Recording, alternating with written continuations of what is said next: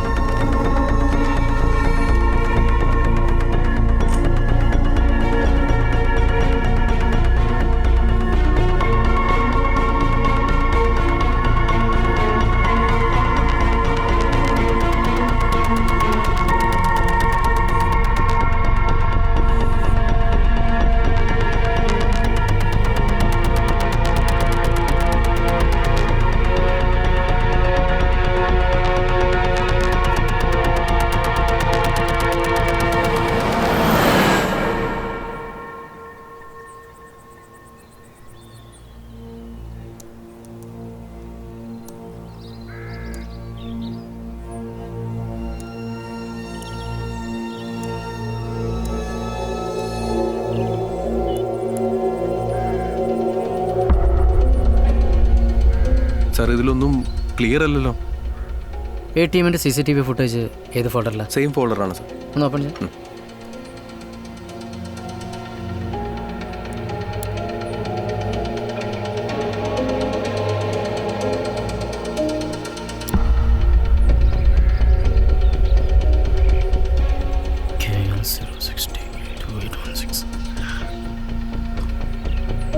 ഈ വണ്ടിയുടെ RC details നടക്കാം. Okay sir.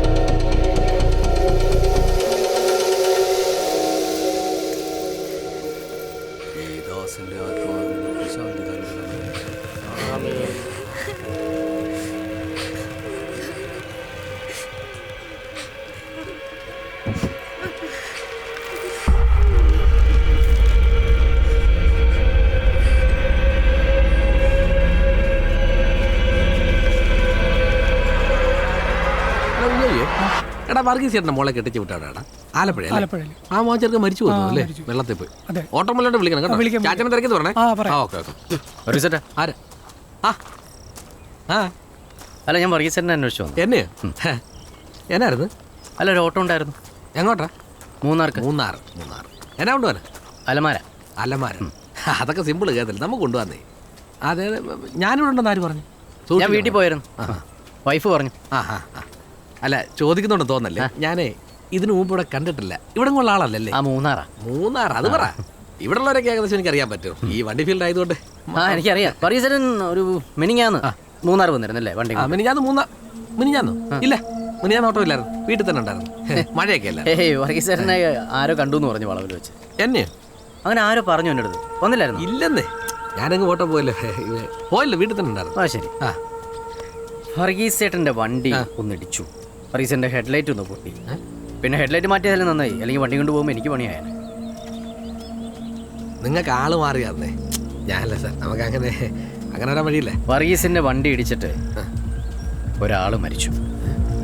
റജി എന്നാണ് പേര്. വേറെ ആളും കൂടി ഉണ്ടായിരുന്നു, പ്രകാശൻ. അയാളിപ്പോൾ കാണാനില്ല. അയാൾ എവിടെയാണ്? അയാളെ കൊന്നോ അതോ ജീവനോടെ ഉണ്ട്? പോക്കൃത്തരം പറയല്ലേ കേട്ടോ. കൊന്നോന്നോ? ഇയാൾ പോയാൽ എനിക്ക് വേറെ പണിയുണ്ട്. എനിക്കും വേറെ പണിയുണ്ട്. വിട്ടേപ്പാ, എനിക്ക് പോണോന്ന്. പോവും, പക്ഷെ നിന്നെ കൊണ്ടേ പോവും. ഫെലിക്സേ, വർഗീസിനെ പിടിച്ച വണ്ടി കയറ്റി. സാറേ, ഞാനല്ലെന്ന് സാറേ, ഒന്നും ചെയ്യല്ലേ സാർ. ഫെലിക്സേ, വണ്ടി എടുത്തു.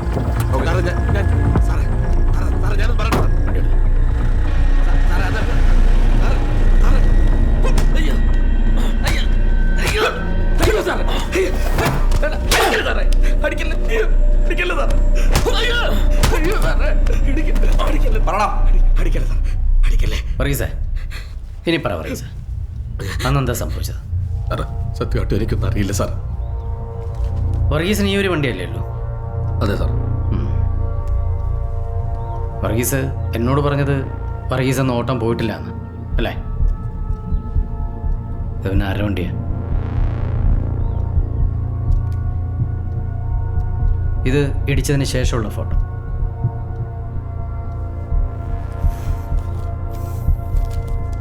ഇത് വർഗീസിൻ്റെ വണ്ടിയുടെ ഹെഡ്ലൈറ്റ് മാറിയതിൻ്റെയും പെയിൻ്റ് അടിച്ചതിൻ്റെയും വർക്ക്ഷോപ്പിലെ ബില്ല്.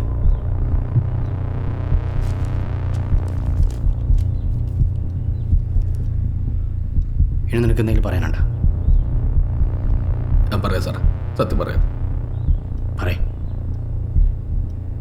അന്നെന്താ സംഭവിച്ചത്? അന്ന് 3 പച്ചക്കറി ഇറക്കാൻ വന്നാ സാറേ. ഇറക്കി കഴിച്ചപ്പോൾ ഒരുപാട് സമയം പോയി. തിരിച്ചു പോകുമ്പോൾ ഭയങ്കര മഴയാണ് സാറേ.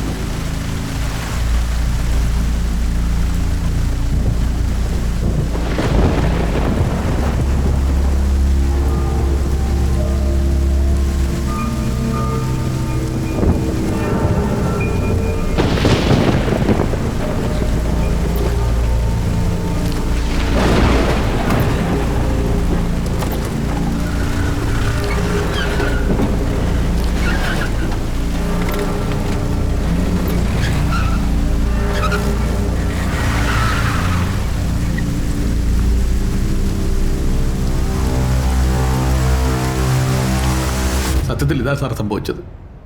മനപ്പൂർവ്വം ഇടിപ്പിച്ചല്ല സാറേ, പേടിച്ചിട്ടാ സാറേ ഞാൻ ആരോടൊന്നും പറയാഞ്ഞത്. സത്യമാ സാറേ.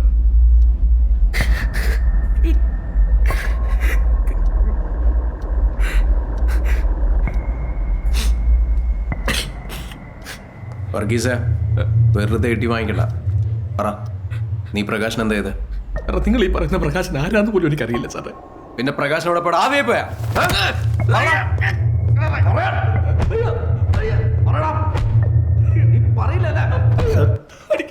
ഒരു മിനിറ്റ് ഒന്ന്. നീ പ്രകാശൻ എന്താ ചെയ്ത്? സാർ, ഞാൻ ഈ വർഗീസിനെ പറ്റി അന്വേഷിച്ചു. അതൊരു സാധാരണ കുടുംബമാണ്, അടിമാലിലെ താമസം. ഈ അടുത്ത് അയാളൊരു കിഡ്നിക്ക് എന്തോ കംപ്ലൈന്റ് എത്തി ഒരെണ്ണം റിമൂവ് ചെയ്തു.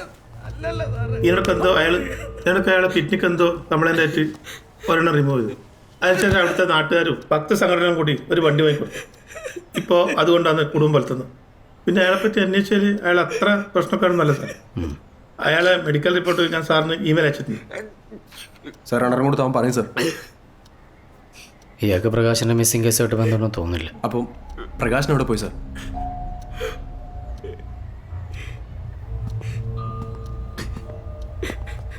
എനിക്കല്ല സാറേ. വർഗീസ, ഈ ആക്സിഡൻറ്റ് നടക്കുമ്പോൾ വർഗീസിൻ്റെ വണ്ടിയുടെ തൊട്ട് പുറകെ ഏതെങ്കിലും വണ്ടി ഉണ്ടായിരുന്നോ? ഇല്ല സാർ, ഇല്ല. ഉറപ്പാണ്? ഉറപ്പാ സാർ.